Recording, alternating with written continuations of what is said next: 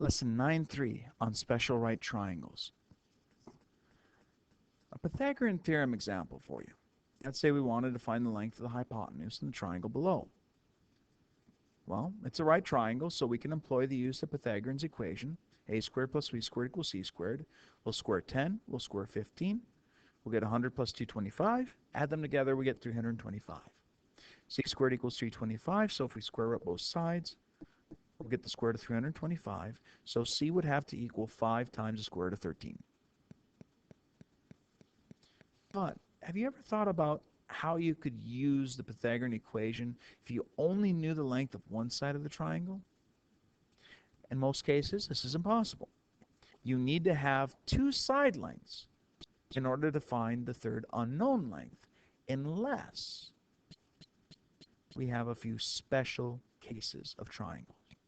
Now, the first special case would be the 45-45-90 triangle, which is a right triangle whose three angles measure 45 degrees, and 90 degrees. This triangle is also known as an isosceles right triangle because both legs in that right triangle are congruent to each other, making it an isosceles triangle.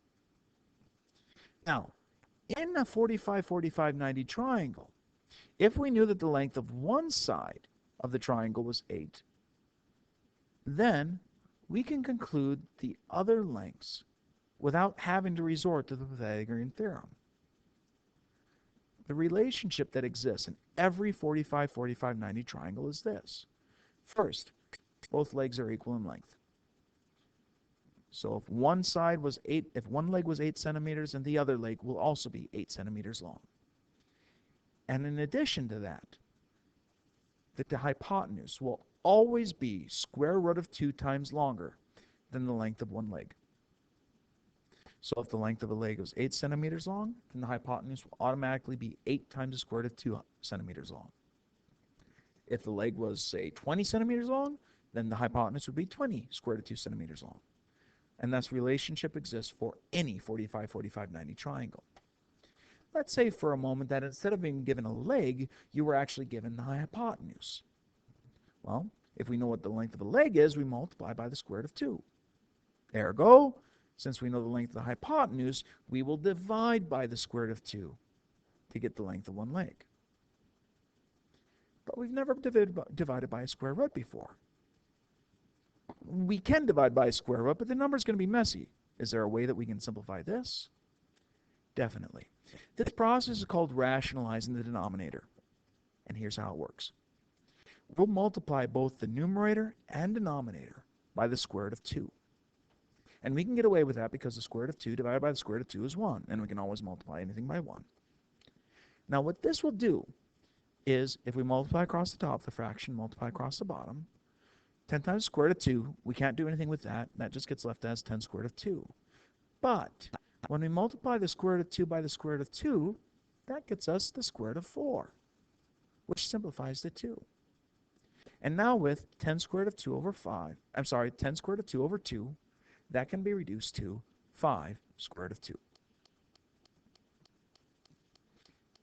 Now, in addition to our 45-45-90 triangle, there's one other special triangle called a 30-60-90 triangle.